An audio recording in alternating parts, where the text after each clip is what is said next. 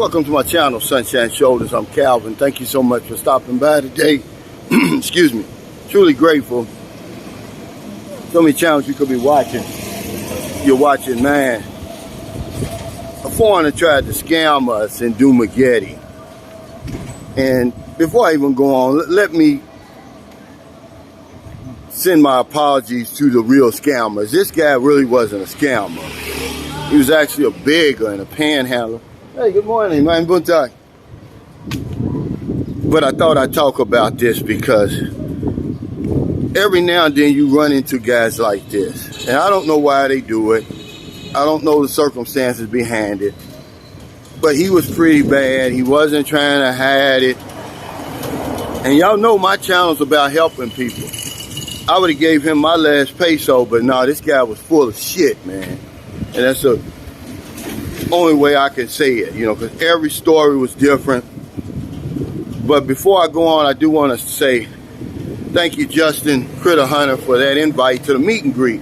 First time I had met all those YouTube vloggers down in Dumaguete, man. We had a great time. It was a great venue. The setup was perfect. The food was perfect. The turnout was great. I know I didn't have any complaints. And some of the guys, they said, well, they should have had more single women. And I'm like, yeah, y'all must be new to the Philippines. I make it a point to invite single women to my meet and greets, but it's different strokes for different folks. And you haven't been over here because Filipinos, they compete with each other. And I guess they figured just the couples alone, just dealing with those women were enough. But there was the only complaint that guys had. Other than that, man, the hamburger was as good as I've had it here. And since I've been in the Philippines, it really was. And everybody said the food was good. It was right there by the beach. I met Paul Old Dog for the first time.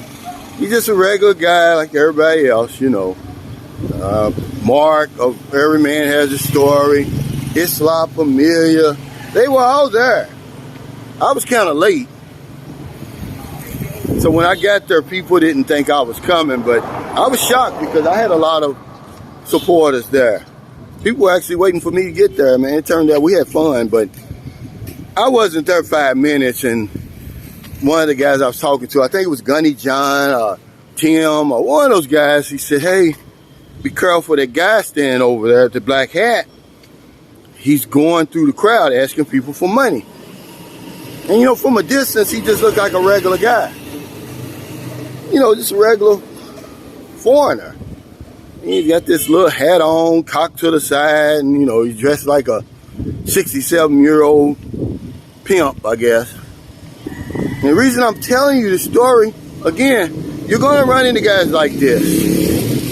And they try to take advantage of your kindness. They try to take advantage of your camaraderie. And he really was trying to take advantage of that moment. Because, you know, everybody's coming together. It's a meet and greet. And see, I'm glad that Michael was with me, my buddy. Head and shoulders. He was with me. And I'm glad he didn't fall for it, because the guy actually came to him first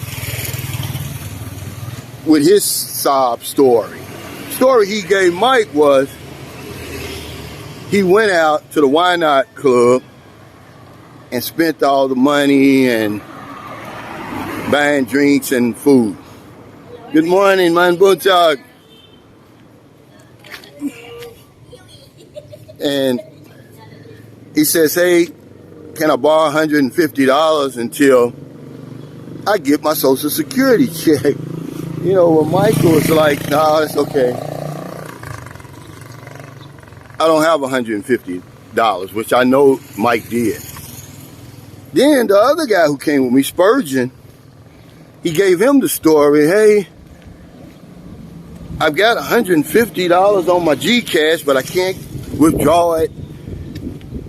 Can you loan $150 until I can get this off? I send it right to your Gcash. And You know, Spurgeon's from San Francisco, California. Spent time in Oakland. He wasn't going to fall for that. But he makes his ways around, you know, and he's really sad, guys. Don't come over here and put yourself in this type of situation. I mean, if you really need help, people will help you. But everybody can see right through this guy. He looked like, I don't know if he was drunk. I don't know. I didn't get close enough to him to smell him. I don't know if he had some type of mental problems or something. But don't come over here in that situation, man. The Philippines is the worst place to be with no money. Hey! Main buntag! And for a lot of reasons. Number one, it's so much to do over here. You don't want to be broke over here. You're not going to be able to partake of all the pleasures over here. And I mean, you know, going on trips, the foods, the festivities, everything like that. And then you're 8,000 miles from home. The embassy will help you, but it's a process. It's a long process. That's another story for another time. But he finally makes it around to me because my buddy Levon Young, shout out to you and your wife, they saved me a seat because it was packed. There was no seats left. He saved me a seat, so I'm sitting there, I'm talking to him, and the guy comes over, he says, "Hey, aren't you Sunshine Shoulders?" I'm like, "Yeah," you know, and he sits down, you know, nobody invited him, he just sits down. He says, "Man, I'm a follower, I watch all your videos," he said. He said, "You know, the one thing I really like about your videos," and I'm like, "What?" He says, "You always say, help somebody every day." And I was like, "Yeah," and then he said, "That's good because I really need help today." And I'm like, "Well, what kind of help you need?" And he gives me a story. I'm trying to think what story he gave me. Yeah, he told me that the electric company had taken out $700 from his bank account. They said that the electric company had taken out $700 from his checking account. They was only supposed to take out $100 over in America. And he don't know what he's going to do for the rest of the month. So Levon saved me with his quick thinking. Thank you, Levon. He says, Marilyn's not with Calvin. She's the one who carries all the money. But hell, the guy got up and left, man. And he just went through the crowd. He asked every single person.